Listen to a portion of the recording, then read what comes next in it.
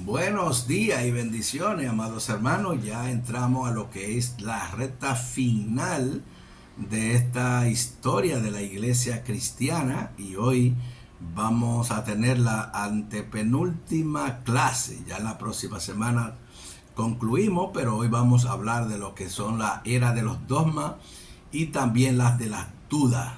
Los dogmas y las dudas. Dogmas sabemos que significan enseñanza, que significan doctrina, y aunque la religión sea muy razonable en sí misma, esto no basta para probar que viene de Dios. ¿Qué es lo que significa la palabra religión? A veces nosotros hablamos de tú eres muy religioso por tal y cual cosa, por lo que una gente use o haga o deje de hacer. Entonces la palabra religión viene del latín religare, que quiere decir que debe estar ligado a algo o a alguien. En ese sentido, todos nosotros somos religiosos porque estamos ligados no a alguien ni a algo, sino a Dios. Alabado sea el nombre del Señor. Y aunque parezca probarse por muchos milagros, si su doctrina es absurda, indigna de Dios y contraria a lo que muestra la naturaleza, no se dice acerca de la deidad. Por mucho milagro que produzca, no ha de ser creída. En la sexta sesión, que fue en la semana pasada de este curso de historia, vimos cómo en la cristiandad europea fue sacudida por diversos movimientos reformadores y quienes ellos vivieron en aquella época y fueron arrastrados por las fuentes de viento de una renovada vitalidad religiosa. No solo los teólogos de ese tiempo, sino que también príncipes y emperadores como Federico el Sabio V, Federico el Sabio y Carlos V, ellos estaban convencidos de que las cuestiones religiosas que se debatían eran las causas supremas por la cual había de sacrificar todo interés personal y político.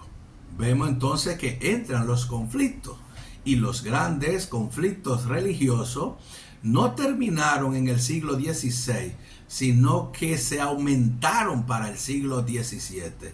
Y esto se manifestó tanto en lo que fue la violencia armada como en el nuevo movimiento teológico que pretendían defender y solidificar las convicciones surgidas de los conflictos del siglo XVI. Y en la época que ahora empezamos a relatar, hubo un número creciente de políticos que persiguieron o ellos siguieron el ejemplo de Enrique IV.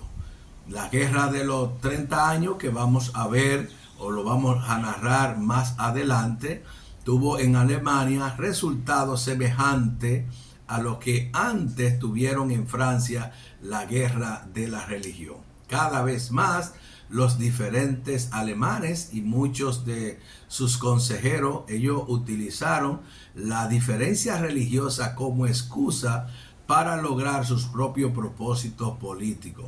Y esto, entonces, lo que hacía era que impedía la unidad nacional de Alemania, aún en medio de su creciente sentimiento nacionalista, y en consecuencia se fue generalizando la opinión de que los desacuerdos doctrinales no debían llevar a la lucha armada y que la tolerancia era la política más sabia.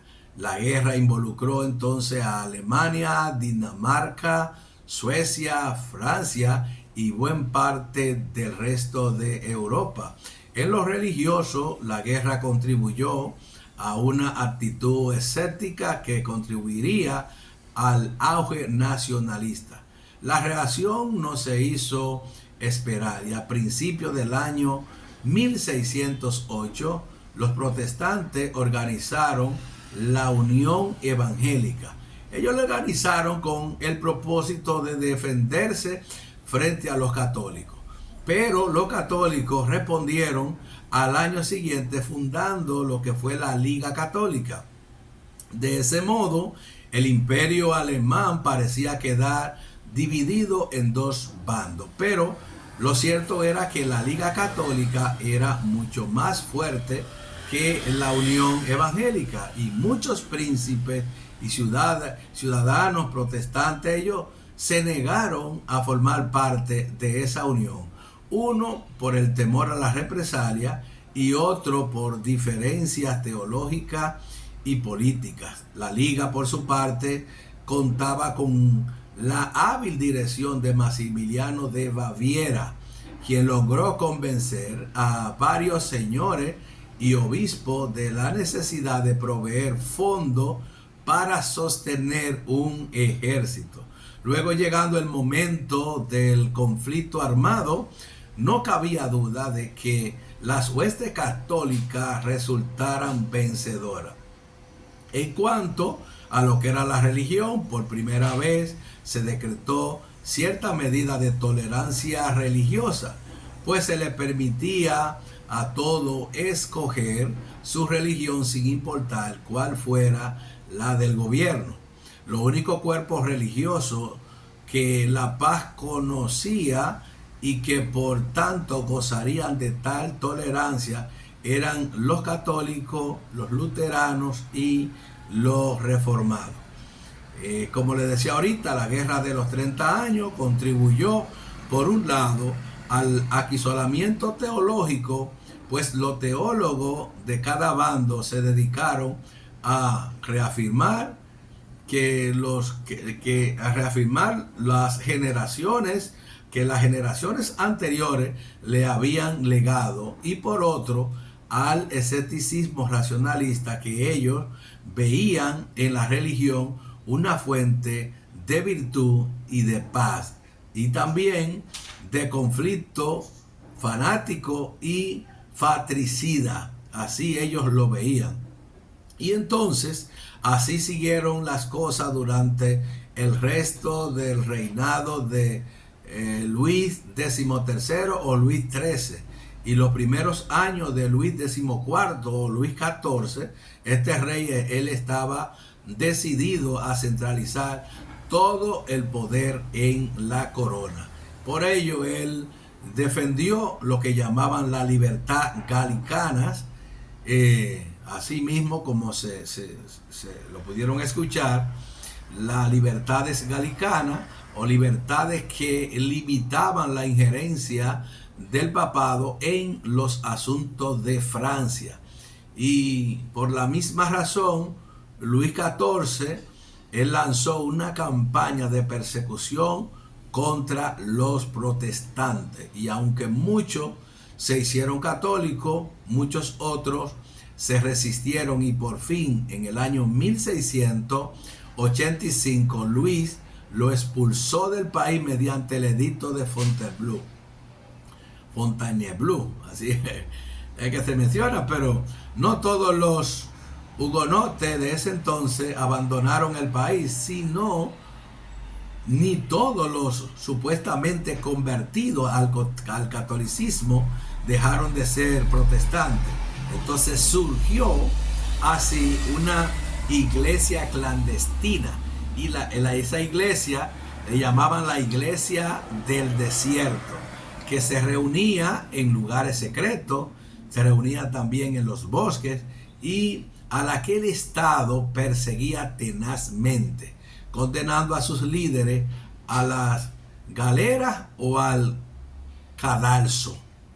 Los puritanos no concordaban ellos en todo, pues algunos de ellos sostenían que el episcopado de la Iglesia de Inglaterra era una corrupción y debía abolirse, mientras otros estaban dispuestos a aceptarlo, siempre que se reformara y que se reconociera que en el Nuevo Testamento se habla de diversos modos de gobernar la iglesia, y ellos querían que se usara el Nuevo Testamento como modelo.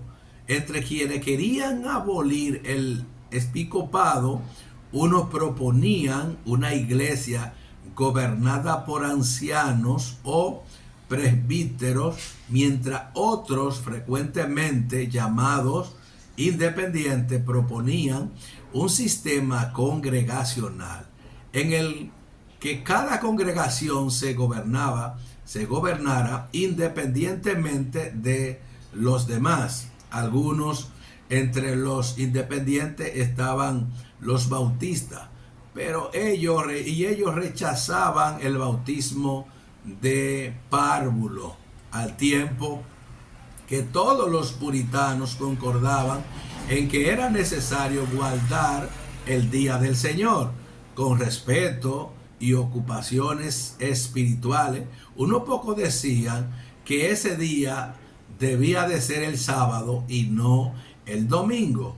En resumen de esta parte, habían entre los puritanos una enorme variedad, pero todos concordaban en la necesidad de purificar la iglesia más de lo que se había hecho en el tiempo de Isabel. En Inglaterra surgían grupos cada vez más extremistas con visiones apocalípticas, pero Cromwell se hizo cargo de la situación. Él aplastó la rebelión en Irlanda, obligó a los escoceses a abandonar a Carlos II, quien huyó al exilio. Tomó el título de protector de los reinos en 1653 y por fin disolvió el Parlamento Rebadilla. En su lugar, Cromwell organizó un parlamento conjunto de los tres reinos, de Inglaterra, Escocia e Irlanda. El protectorado de Cromwell duró hasta el año 1658, cuando se lo cedió a su hijo Ricardo poco antes de morir. Al igual que la guerra de los 30 años, toda esta historia violenta, al tiempo que afirmó a algunos en su fe, hizo que muchos otros reaccionaran contra el dogmatismo y el fanatismo religioso, lo cual le dio origen a toda una corriente de pensamiento que llevaría a la Revolución Francesa, poco antes después del Edicto de Tolerancia de Luis XVI o Luis XVI. En Inglaterra, la violencia tomó la forma de la Revolución Puritana, que llevó a la ejecución del rey Carlos I, a la guerra civil, al protectorado de Cromwell y por fin a la restauración de la monarquía bajo Carlos II. En 1688, en lo que llamaron la Gloriosa Revolución, los rebeldes invitaron a Guillermo de Orange, a su esposa María, hija de Jaime, a ocupar el trono. Y frente a ellos, las autoridades anglicanas, ellos insistían en guardar la pompa tradicional del culto y no daban la impresión de tener mucho interés en tomar en cuenta la opinión de los puritanos. Por su parte, Jaime sostenía que el episcopado era de derecho divino y que sin obispo no hay rey. Su única concesión a los protestantes fue autorizar una nueva traducción de la Biblia que se conoce como la versión del rey Jaime, o que nosotros mayormente conocemos como la traducción del rey Jacobo. Durante todo el reinado de Jaime fue aumentando la tensión entre el rey y el parlamento. Este se inclinaba cada vez más hacia el puritanismo y recelaba de la política de la corona. Y en 1641 el parlamento pasó una ley que prohibía al rey disolverlo. cuando los católicos irlandeses se rebelaron, los puritanos, ellos acusaron de haber alentado la rebelión a la reina, quien era católica y a quien muchos puritanos llamaban la nueva Jezabel. El parlamento comenzó procesos primero contra varios obispos y luego contra la reina misma. El pueblo de Londres se amotinó y por fin el rey se vio obligado a huir de su capital. Comenzó así una guerra civil en la que mayor parte de la nobleza apoyaba al rey, mientras el pueblo y la creciente burguesía, Guillermo y María, ellos siguieron una política religiosa más afín con los deseos del pueblo. Y aunque el racionalismo tuvo largos antecedentes, su primera figura importante fue el francés Renato Descartes. Renato, que nació en el año 1596, solo duró 54 años y falleció en el año 1650. En búsqueda de lo que era la certeza absoluta, Descartes, Renato o René Descartes, como se conoce en el argot teológico, se propuso seguir un método en el que dudaría de todo. Ese era su método, y salvo aquello que fuera absolutamente innegable. Y su método, él comenzó así con su famoso, que se ve en todos los coros teológicos, pienso luego existo. Cuando uno se pone a analizar esta palabra, uno dice, pero para uno pensar tiene que existir, pero él se propuso ese método que iba a dudar de todo. Entonces, es decir, puesto que no puedo dudar que dudo y que pienso, tampoco puedo dudar que existo. Él también quería decir que si una persona no pensaba, era porque no existía. A partir de ese punto, basándose no en los sentidos, sino en el pensamiento, René Descartes ofrece pruebas, primero para la existencia de Dios y luego para la existencia del mundo físico, así como de su propio cuerpo. Los debates en torno a Agustín y su doctrina de la gracia y la predestinación, que había sido tan fuerte durante el siglo XVI, continuaron en los siglos XVII y también en los siglos XVIII. Agustín y su doctrina de la gracia y lo que es la predestinación.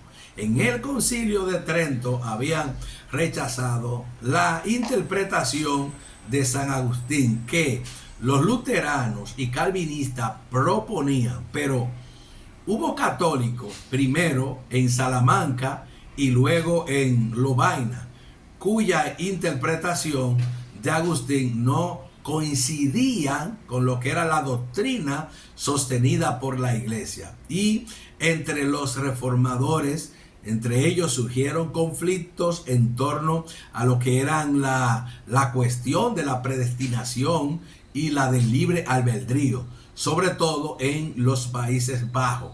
Y allí, en el sínodo de Dordrecht, los calvinistas estrictos, ellos rechazaron el arminianismo, declarando 5 puntos de doctrina que a partir de entonces serían el sello del calvinismo ortodoxo. Más tarde, algo semejante sucedería en Inglaterra con la Confesión de Westminster. Ese sínodo afirmó los 5 puntos que a partir de entonces fueron parte de ese calvinismo ortodoxo, como ya mencionamos. Y ellos son, número 1, la predestinación incondicional. Eso se debía, según Agustín, se debía a un decreto soberano de Dios. Número 2, la expiación limitada, de que Jesucristo murió solo por los electos. Oiga bien eso. Tercera parte, la depravación total. Y en la depravación total ellos decían que a consecuencia del pecado, todo el género humano ha quedado corrompido al punto que no puede juzgar correctamente ni en materia religiosa ni en materia civil. El cuarto punto era la gracia irresistible. Ellos decían que los electos, por haber sido predestinados, no pueden rechazar la gracia de Dios. Y el quinto punto calvinista era la perseverancia de los santos, puesto que los santos son electos de Dios, no pueden caer de la gracia. Y casi 30 años más tarde, en el año 1647, la Asamblea de Westminster en Inglaterra adoptó la misma postura. A partir de entonces, los calvinistas serían solamente quienes afirmaran estos puntos doctrinales, mientras los arminianos, a pesar de haber surgido dentro de la tradición reformada, no serían considerados como calvinistas.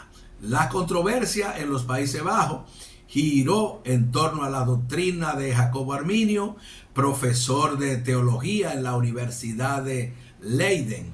Agustín, tiempos antes de ocupar esa cátedra, por allá por el 1603, Arminio se había dedicado al estudio de la gracia y a la predestinación para refutar las opiniones de otros teólogos que parecían apartarse del calvinismo estricto.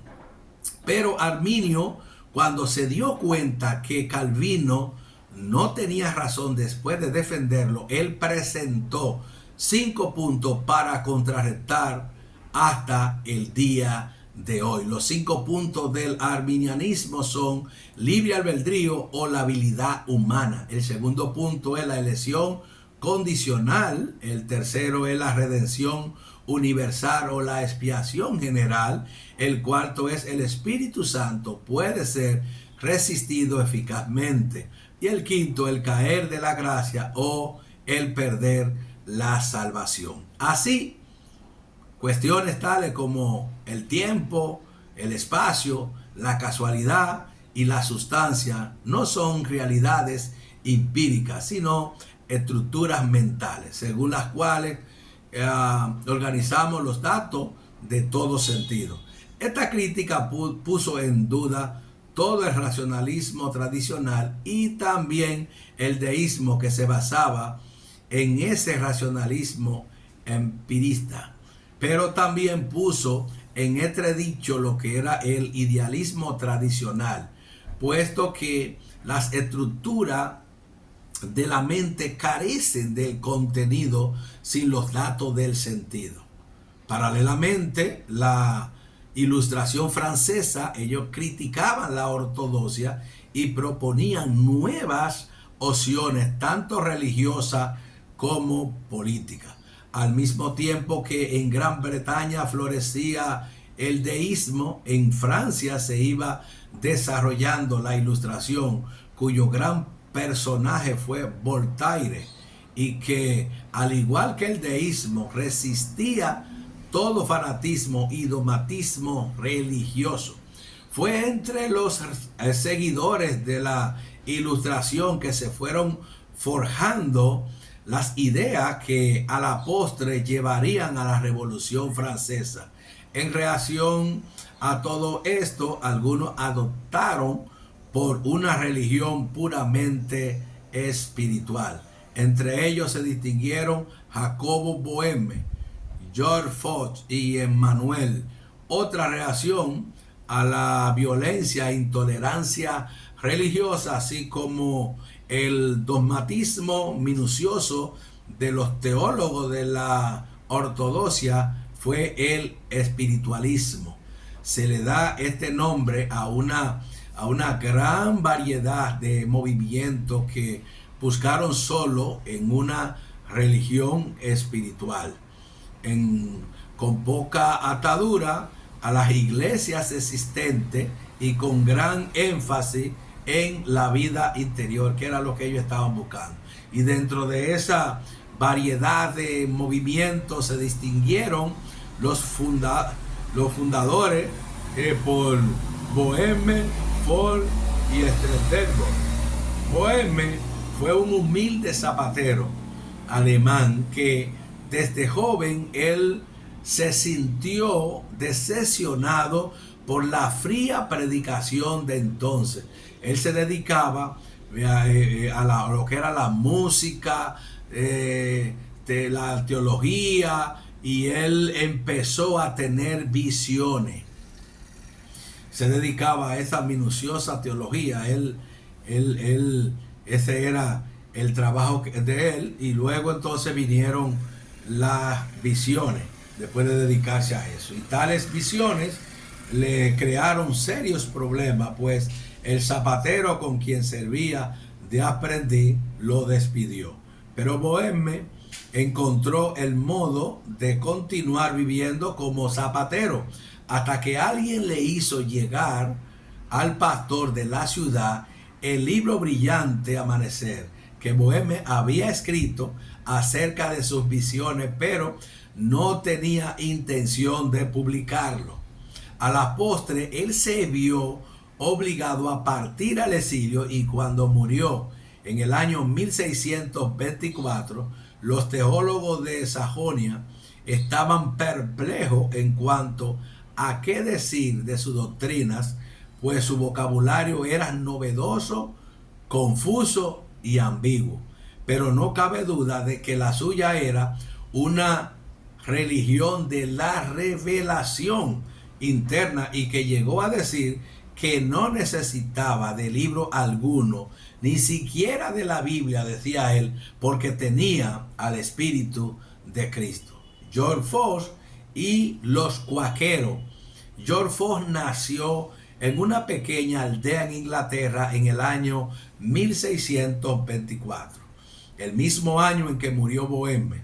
Sus padres, también de origen humilde, lo hicieron aprendiz de zapatero, pero a los 19 años, disgustado con las costumbres de algunos de sus compañeros y sintiéndose impulsado por el Espíritu de Dios, abandonó su oficio y se dedicó a vagar por el país, asistiendo a asambleas religiosas de diversas sectas y buscando la iluminación de lo alto, al tiempo que se dedicaba a estudiar las Sagradas Escrituras, hasta el punto que se decía que él se la sabía de memoria.